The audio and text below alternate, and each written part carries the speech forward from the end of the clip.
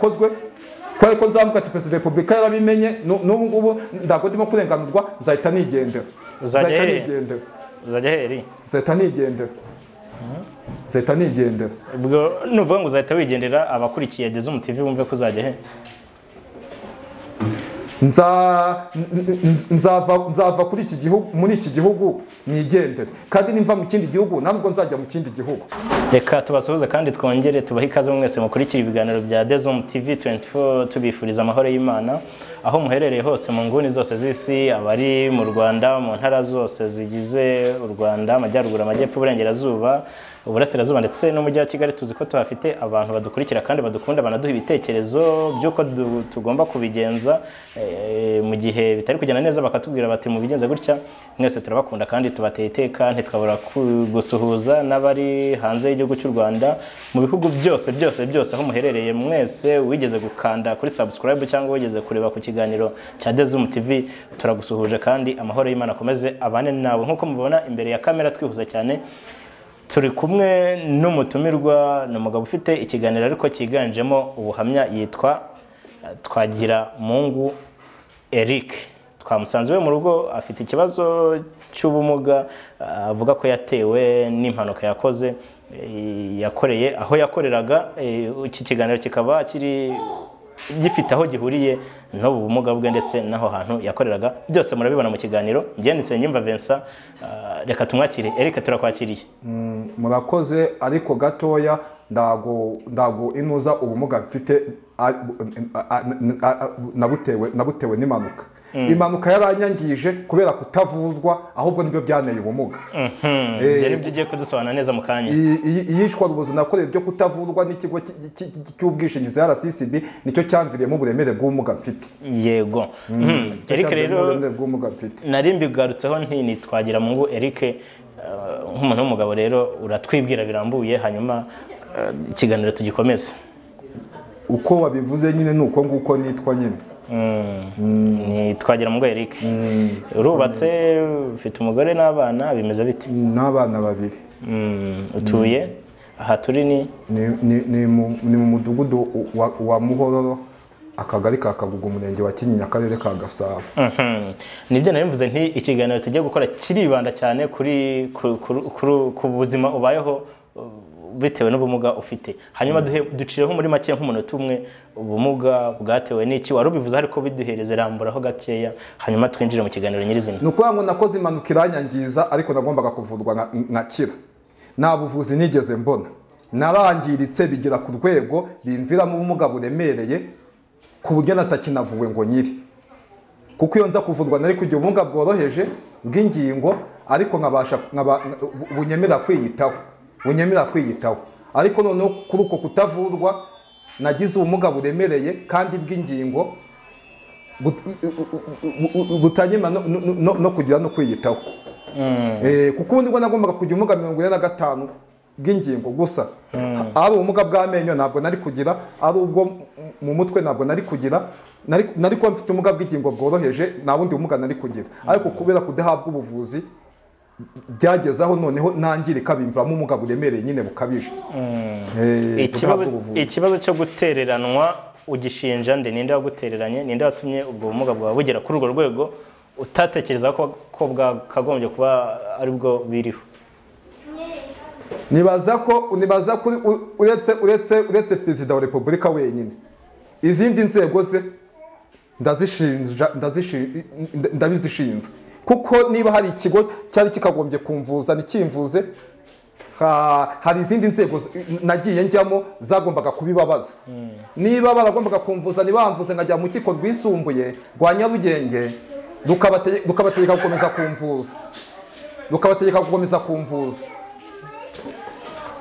gukomeza kumvuza, bakabyanga, bakajya kujira mu rukiko rukuru. Urukiko rukuru nabwo rukabategeka gukomeza kumvuza, kandi n'urukiko rwa mbere rwarabitegetse n'ibikorwe. Barangiza bakajya mu rukiko rw'ikirenga. Yamara kujya mu rukiko rw'ikirenga, inteko imaze gufata icyemezo cyo kudutandukanya, nkagenerwa miliyoni 100, tugatandukana, nkagenda nkimenya. Noneho bo bakabyanga, kiriya kigo cya RCCB kikabyanga, kigasaba yuko inteko yahinduka, izo miliyoni 100 ninzihabwe. Noneho ngo basaba yuko ngo ngo babategeka gukomeza kunyitaho nyine gukomeza kumvuza.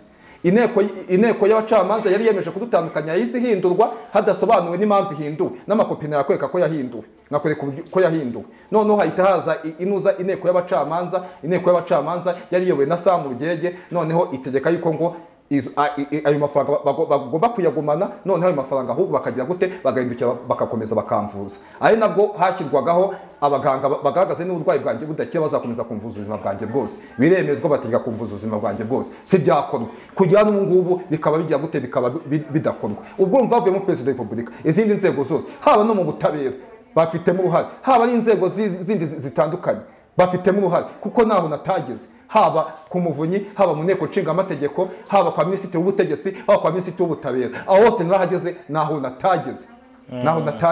Aho utageze uvuga ikibazo cyawe bagutera umugongo. Yenda umbwiye ko umbwiye ati ku murenge barakizi, ku murenge nakubwira ko batakizi. Umbwiye ku kagari, ku mudugudu ko batakizi, nakubwira ko batakizi. Ariko inzego zo hejuru nkuru z'igihugu zifata ibyemezo, abo bose barakizi. No kwa Perezida wa Repubulika naho nabandikiye inshuro zigeze muri 3 inshuro maze kujyayo. Ndago nzi umubare wo ndago muzi. Aho turaza kuhagera rero. Dusubiye inyuma gatoya, iyo mpanuka yikoreye ahagana he, wakoraga mu kihe kigo, wakoragamo ibiki?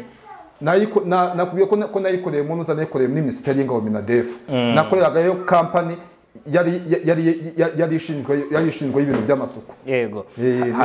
Hanyuma Eric, twihuse cyane rero, duheretse kubona inkuru zivuga ko washatse kwiyahura ariko ntibyakunda. Icyo gihe byari bitewe n'iki cyatumye ufata umwanzuro wo kujya kwiyahura?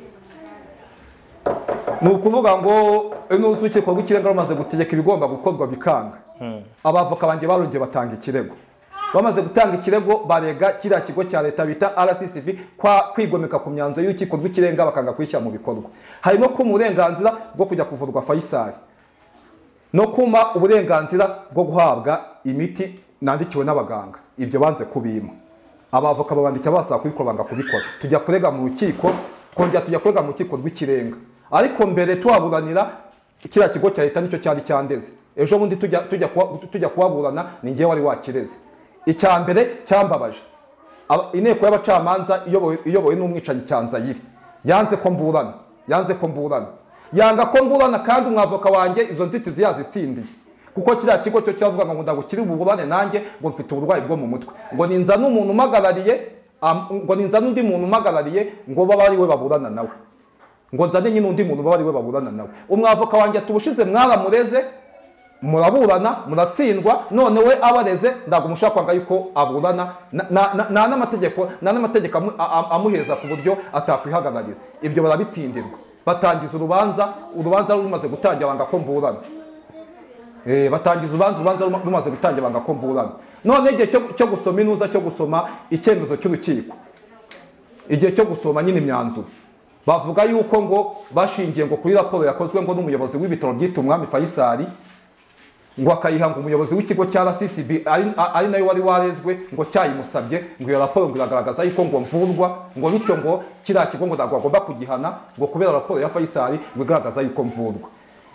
Icyo kintu cyahise kimbabaza, kuko batigeze baza umuyobozi wa Faisal, mweruka kumuvura ryari, mweruka kumwakira ryari, ese mumuvurira kuki, mumuvurira ku buhe bwishingizi? Sibigeze babaza RCCB mutwereke iki ubwishingizi mwahaye Twagira Mungerike bumuvuriza Faisal, mutwereke n'uburenganzira bwo kubona imiti. Abacamanza icyo kintu nubwo nabo bafite mu kurenganya, badakora inshingano Perezida wa Repubulika yabashyiriyeho, bafite mu kurenganya no kwica, ndetse barangije raporo bayishingiraho. Ariko mwavuga ni iyi raporo y'imimbano iyitaza kuhaba, nanjye nari kuba ndeba ikindi umucamanza Cyanzayire yari gushingiraho, ariko iyo raporo yayishingiyeho. Kugera saa yingiyi ikintu cyanambabaje, nkahita mfata n'icyo cyemezo. Haba n'umuyobozi wa Faisal ndago yari yafatwa ngo abazwe, agaragaza uburyo bamvura, agaragaza n'igihe nuko akumvira, agaragaza n'icyo bamvuriraho. Haba n'umuyobozi wa RCCB sarafatwa ngo bamubaze ubwishingizi bamaye bumvuza Faisal n'ubumesha kubona imiti. Kugera ubu ngubu iyishwa rubozo nakorewe, kandi baranarihamijwe bahamya yuko iyo nza kuvurwa nk'uko abaganga babigaragaje nta bumuga nari kugira, baranabihamijwe. Kugera saa yingiyi none kubera ako karengane kose nta n'urwego rwari rwagera hano rumbwira ati reka tubikurikirane tukurenganure. Ibyo byose nibyo byaneye gufata icyo cyemezo. Ntabwo ari uburwayi bwo mu mutwe, kuko urwego rwo mu mutwe mbumaranye igihe, nakabaye nanabikoze mbere, ntabwo nakabaye mbikoze ubu ngubu. Mba narabikoze mbere kuko ntabwo buje ubu ngubu, bumaze igihe, ntabwo buje ubu ngubu, bumaze igihe. Nakabaye narabikoze icyo gihe. Rero ndabiterwa n'agahinda, nkabiterwa n'umubabaro, nkabiterwa no kutarenganurwa, nkabiterwa ninuza n'agahinda no kuba mbwirwa yuko ngo uwo numva ko azandenganura nzapfa namubonye. Niyo mpamvu uvuga ngo ngewe ngomba gufata icyemezo, kubera yuko ninjye uzi uburyo mbayeho. Yenda n'abaganga nibo bashobora kubimenya, ariko wenda ntabwo ushobora kubimenya. Ubu haramutse hagize umuntu umenya uburyo mbayeho, uburibwe mba mfite kubera kutabona imiti, nawe ntabwo yandenganyiriza icyo cyemezo nafashe. Nawe ari mu bihe nk'ibyo ndimo, nawe icyo cyemezo yagifata. Hanyuma Eric, uburibwe ufite ntuzi impamvu y'iyo myanzuro ugenda ufata, ariko se nanone ubona kwiyahura ari uwo muti cyangwa aribyo bizakemura ikibazo? None se reka nkubwire, niba mbayeho ndibwa, nkaba mbayeho mbabaye, kandi nkababazwa no kudakorerwa ibyo nakagombye gukorerwa urukiko rwategetse, nkakomeza ndibwa gutyo mbabaye gutya ngaragurika, none kwiyahura ko ushobora kubabara isaha imwe, ushobora kubabara igihe cyose. Kwiyahura ushobora kubabara isaha imwe cyangwa amasaha abiri cyangwa se umunsi wose, ariko ntabwo nshobora kubabazwa igihe cyose ngo mbabazwe imyaka 9 nk'iyi maze, none ngo nkomeze nzamuke nkomeza no kubabazwa. Noneho n'agahinda gakabije, agahinda gakabije.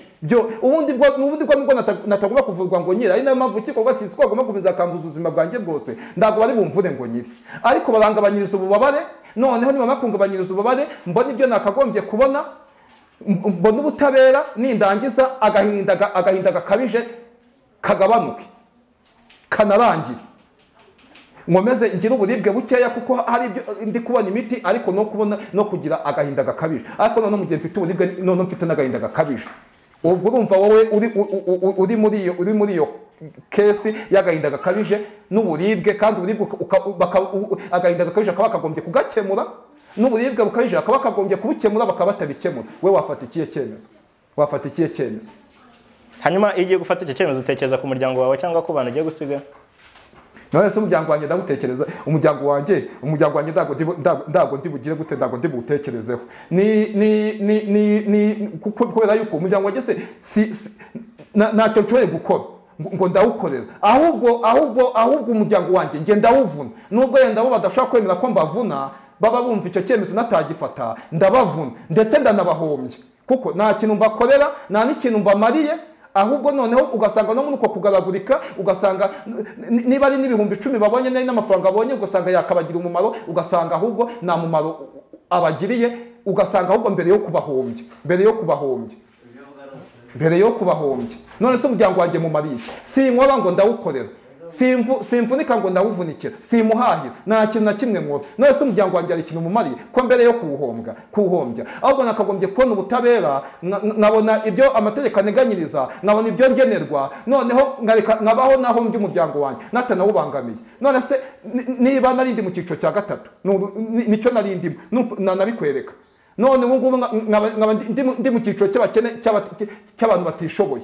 None se umuryango wanjye sinjye wawushyize mu cyiciro cy'abatishoboye? None se mbere nyikiri mu cyiciro cya 3 narakora impanuka, imitungo nari mfite ubu ndayifite? Ubu se n'urugero hano mu nzu ko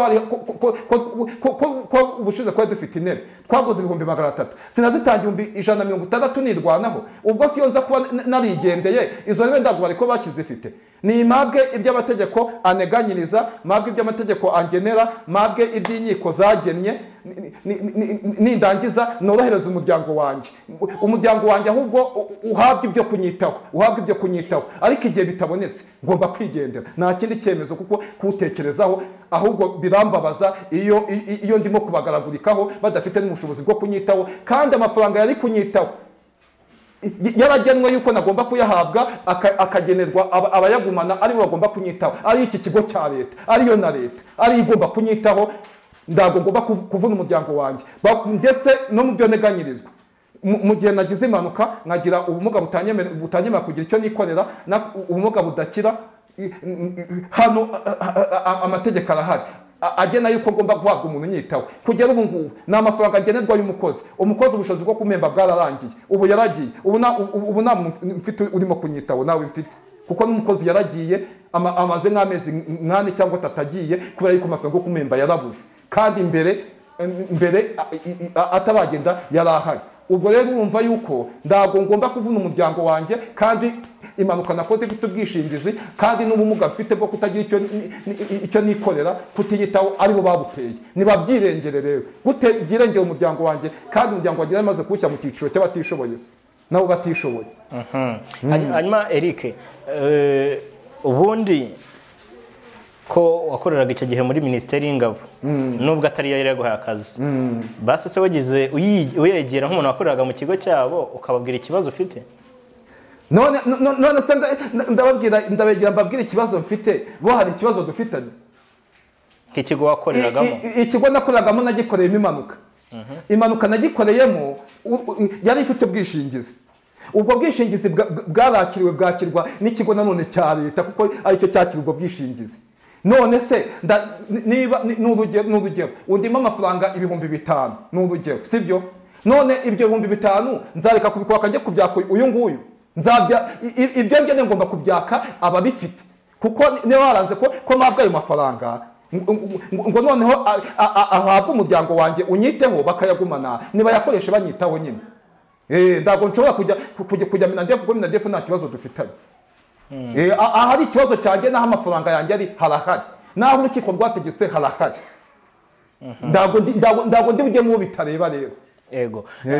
Ntago ujya n'umukoresha sindi bujya kumureba, kuko umukoresha nta kibazo dufitanye, kuko iyo n'impanuka bataza kuyemera nta kibazo ne kwa mfite umukoresha ariko akomeje kunyitaho, ariko bamaze kuyemera umukoresha icyo yakoze niki nawe yagiye kurekana ibyo yanakajeho barabimusubiza. N'umukoresha nta kibazo dufitanye. Eric, nyuma yo kugera rero mu nzego zitandukanye, rumva nubwo ikibazo mu gifitanye na RSSB, ariko wageze mu nzego zitandukanye nk'uko wakunze kubigarukaho, ikibazo nticyakemuka. Noneho ufata n'umwanzuro wo kujya kwa Perezida wa Repubulika, byaravuzwe ndetse twarabyumvise mu nkuru mu bitangazamakuru yagiye uganira nabyo. Urugendo rwawe rwo kujya kwa Perezida rwari rumeze gute? Rwagarukiye he? Wagezeyo ntiwagezeyo? Tubwire muri make uko byagenze. Icyo gihe bamfatiye mu mujyi, niho bamfatiye. Icyo gihe baranyiriranwa, abapolisi bandekura nimugoroba, bambwira ko hari umushinjacyaha w'Iremera ngo nze mu rugo, ngo niwe ugomba ngo kugira ngo kubikurikirana, haba ari ibyo nagenewe nkabihabwa, haba ari ababigizemo uruhare nabo bakabiryozwa. Baragufasha bahita bakuzana mu rugo? Bwa mbere baramfashe banzana mu rugo. Ni ukuvuga ngo wagiye kwa Perezida inshuro nyinshi? Inshuro 2. Ubwa kabiri? Bwa mbere baramfashe banzana mu rugo. Bwa kabiri baramfashe barambwira ati tugiye kukujyana mu rugo.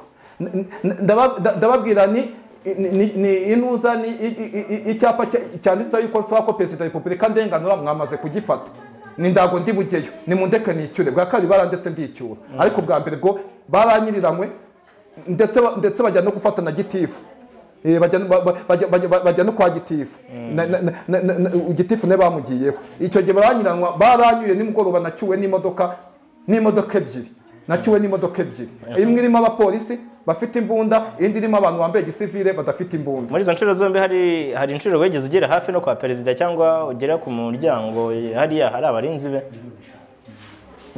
Izo nshuro 2 bafashe naragerayo, ariko nanone iwe ku biro bye Perezidansi, ko inshuro maze kujyayo nawe ari wanangira, ariko iwe nagiye baranangiriye. Ariko n'impamvu nahise kujya Perezidansi nuko ngiye inshuro nyinshi batamuma, niyo mpamvu navuze ngo reka mpindure ngiwe. Kuri Perezidansi inshuro maze kujyaho ndago baranangira. Aho waragenda gukwinjira? Ko ndagenda ninjira, ariko ndago bamuma. ariko noneho iwe navuze ne kaminde noneho ngiwe iwe njyageje kujya inshuro ebyiri bamfata njyageje kujya inshuro ebyiri bamfata. Yego wagerageje kujya kwa perezida nyuma yo kujya aho hantu hose wagiye utubwira, hanyuma na n'ubu uracyagerageza. Mu gihe rero batakurenganuye bizagenda gute cyangwa uzakora iki? Urumva nakomeje kuvuga ni perezida wa repubulika azandenganura, ariko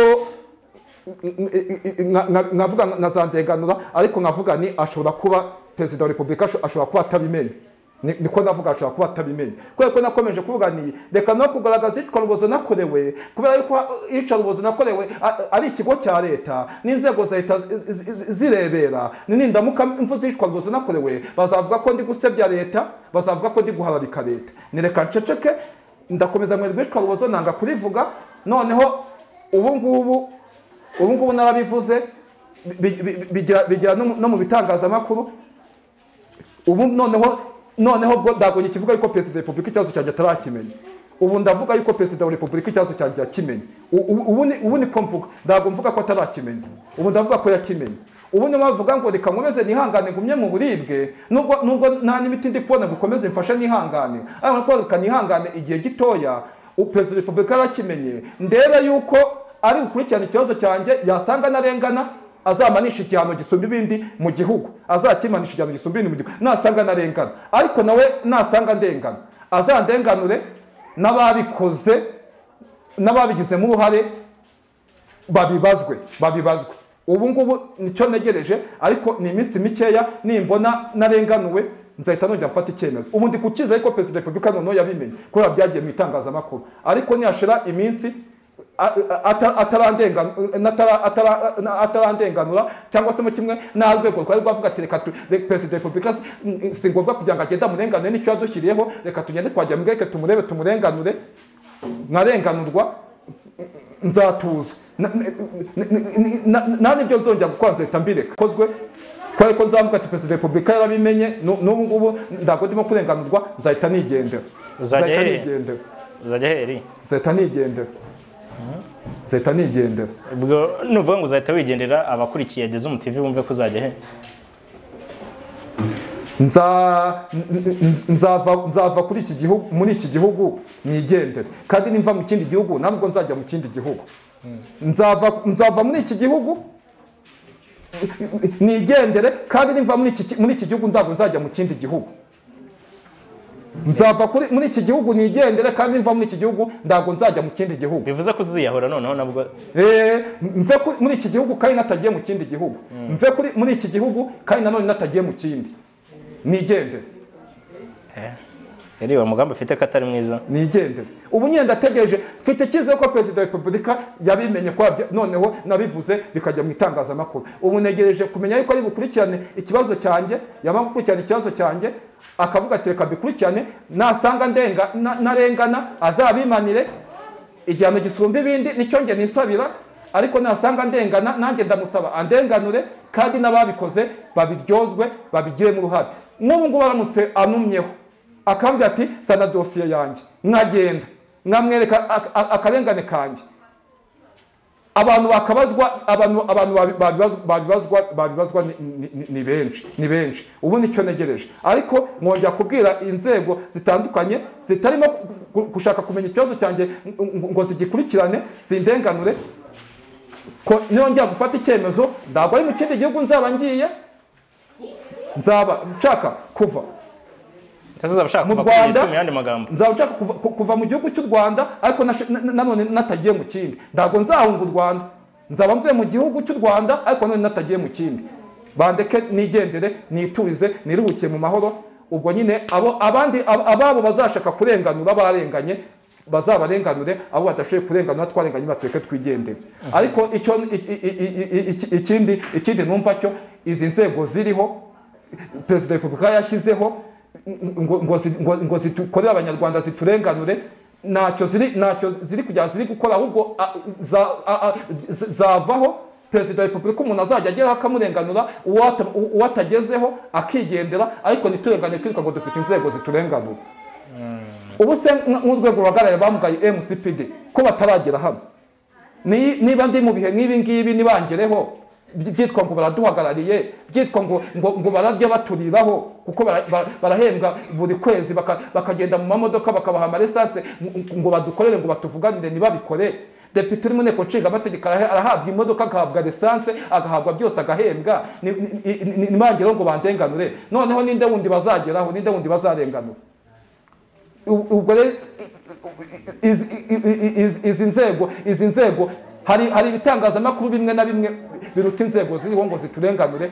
Nk'ubu ngubu ko wangezeho ni ukuvuga yuko kandi wowe bitewe no mu nshingano zawe ushatse wagenda ukaniyicarira n'iwawe nawaza kukubaza ngo utagiye kureba umuntu urimo kurengana. Ariko si izi nzego noneho zibihemberwa, wowe kutabihemberwa. Izi nzego zibihemberwa kuki nta muntu wari wahagera, kuki nta wari wahagera, kandi wowe utabihemberwa ukaba wahageze. Eric, tugenda tugana ku musozo rero, hari abantu babona ibyo uvuga ku mbuga nkoranyambaga, inkuru yawe warayitambukije, cyangwa se ibyo gushaka kwiyahura, ibyo kugira igitekerezo cyo gushaka kwiyahura, bakaba bavuga ko uri umusazi cyangwa ufite ikindi kibazo cyo mu mutwe. Aho Eri ntaho byaba bihuriye n'ikibazo cyo mu mutwe? Uburwayi bwo mu mutwe ndabufite, ariko mbumaranye igihe. Muri icyo gihe mbumaranye, icyo kintu ntabwo nigeze nshaka kugikora cyo kwiyahura. Kwiyahura ikintu kibintera ni agahinda gakabije, ni ukutarenganurwa, ni ukudahabwa ibyo nakagombye kuba mpabwa, ni ukudakorerwa iby'inkiko zategetse. Ako gahinda rero, kudahabwa ibyo nakagombye kuba ibyo ngenerwa, kudakorerwa iby'inkiko zategetse, kutarenganurwa, ibyo nibyo bituma mfata icyo cyemezo. Kuko uburwayi se ntabwo mbumaranye igihe, kuko ndi kubikora ubu ngubu. Ababitekereza gutyo sindi bubabuza kubitekereza uko babishatse, ariko ntabwo ndi kubiterwa n'uburwayi bwo mu mutwe, ntabwo aricyo kirimo kubintera, kuko mbumaranye igihe nakabaye nanabikoze mbere, ntabwo nakabaye ndimo kubikora ubu ngubu. Ubu se ko banyihanganishije ngo ninagereze ngo ubushize bamfata baranyihanganishije ngo ninagereze ngo ikopi uriya muyobozi wa Faisal yanditse yuko ngo bamvura kandi batamvura, ngo ninagereze bayibone isoke iboneke, nagereze ngo n'umwanzuro w'urukiko usoke uboneke, ngo bahite bajya kumukurikirana. Nyikiva ko ibi ngibi nyikimara kubibona, nahise njya hahandi banjyanye, babandi bambwiye ntabwo nigeze basangayo. Kwicyo gihe nabashije kwihangana kuko numvaga ko narenganurwa. N'ubu se ko ndimo kubasha kwihangana mvuga ko Perezida wa Repubulika yabimenye ari bundenganure, ko ndimo kubyihanganira, bivuge ngo ndenganuwe. Ibi byemezo ntabwo nakongera kubifata, ndi kubiterwa n'agahinda gakabije, nkabiterwa no kutarenganurwa, nkabiterwa no kudahabwa ubutabera, nkabiterwa n'akarengane. Ibyo byose nicyo kirimo kubintera. Ntekereza ko iby'ingenzi twagiye reba amadinansi ya Faisal ngaya urayabona, n'ahantu nshobora kujya ngo aya madinansi nyafatireho imiti, kandi aya madinansi kuyabona nabwo ntabwo kiriya kigo kizavuye ngo cyaranyishyuriye. Dore ngaya amafagitire yanjye ubwanjye niyishyuriye, ngaya nako nanayakweretse, ngaya nagiye niyishyurira Faisal ngaya. Aya mafaranga bigeze bayansubiza? Nese nijye ugomba kwivuza? None se niba barasabye yuko inteko yanjye niya mafaranga ihinduka hakaza inteko ya kabiri, iyo nteko ya kabiri bakayisaba yuko ngo ayo mafaranga natayahabwa, ngo ahubwo ngo bakayagumana, ngo bakajya banyitaho, none bikaba bitarimo gukorwa. Ako gahinda urakumva? Ni indenganurwe, mabwa ubutabera, mabwa ibyo ngenerwa, bamvura agahinda gakabije n'uburibwe bukabije. Ubwo nyine niyakira. Ubundi se ko niyakiriye kera. Eric, tugana ku musozo rero, hari akandi kantu ufite warenzaho, dore ko n'umwanya uri kugenda, turi mu bihe twashyiriyeho ingamba zo kwirinda COVID-19. Nizere ko n'abantu bo muri aka gace muzubahiriza, mwambara udupfukamunwa kandi muhana intera nk'uko izi ngamba nyine zibivuga, kugira ngo dukomeze twirinde icyorezo cya COVID-19. Ubu gutaha ni saa 12 tukaba twageze mu rugo. Rero tubisoza nanjye nta dore buri kugenda bwira akantu waba ufite ku mutima ukurikije ibyo wavuze, ko mu munota umwe, hanyuma tugasoza tukagenda, ariko nizera ko abo bireba, abo iki kiganiro kireba, inzego wagiye uvugaho zose ziri bubibone kandi zigira icyo zikora muri iyi minsi wavuze mikeya wongeye kwiha, ariko twizera ko n'icyo gitekerezo wagize cyangwa uwo mwanzuro wo kwiyahura uzagenda kuvamo, kuko ubuzima buracyahari kandi ubuzima ndawuvamo bitutse kuri leta. Icyo nsaba Perezida wa Repubulika nandenganure ahagarika iyicwarubozo ryanjye andenganure, namara kundenganura ubumuga bwanjye bwo nangije kubwakira. Perezida wa Repubulika andenganure, anyize iyicarubozo, anyize n'agahinda gakabije. Perezida wa Repubulika anyize iyicarubozo, anyize n'agahinda gakabije, andenganure. Nicyo kintu ndimo kumusaba, kandi mu kundenganura amfashije yangirira vuba, kuko mfite uburibwe nanjye natarimo kubasha kwihanganira. Mfite uburibwe n'agahinda gakabije natarimo kubasha kwihangana. Ubwo rero kugira ngo mbashe kwihangana, Perezida wa Repubulika biri mu biganza bye, biri no mu bubasha bwe, biri no mu bushobozi bwe. Nandenganure, niwe mfitiye icyizere, nandenganure, niba yarabimenye nandenganure. Kandi ikindi nongeraho, haramutse hagize umuntu washobora kungurira imiti nandikiwe n'abaganga natarimo gushobora kwigurira yo kuba imfashije muri iyi minsi, nigitegereje kureba ko hari igikorwa ngo mfate icyemezo, hari umuntu wayingurira, yamamagara kuri telefone yanjye ngamushyikiriza amaordinance akayingurira. Telefone yawe rero ni iyihe, hanyuma dusoze? Telefone yanjye yamamaga kuri telefone iyo miti akayingurira, yenda iyo miti ikamfasha kuba nihanganye ngo negereze ko Perezida wa Repubulika ari bundenganure, negereze ko yabimenye. Telefone yanjye ni iyi ngiyi, wayibasomera. Ni iyo ngiyo. Yego, telefone ya Eric Twagiramungu, ntekereza ko ari nawe yanditseho, cyangwa se ibariyeho, ni 078 24 95 55 8. Uwabasha kungurira imiti y'amaordinance mfite imfasha gusinzira no kugabanya uburibwe, ubwo yabankoreye, kuko icyo gihe nabasha gutegeza Perezida wa Repubulika nadafite uburibwe bukabije,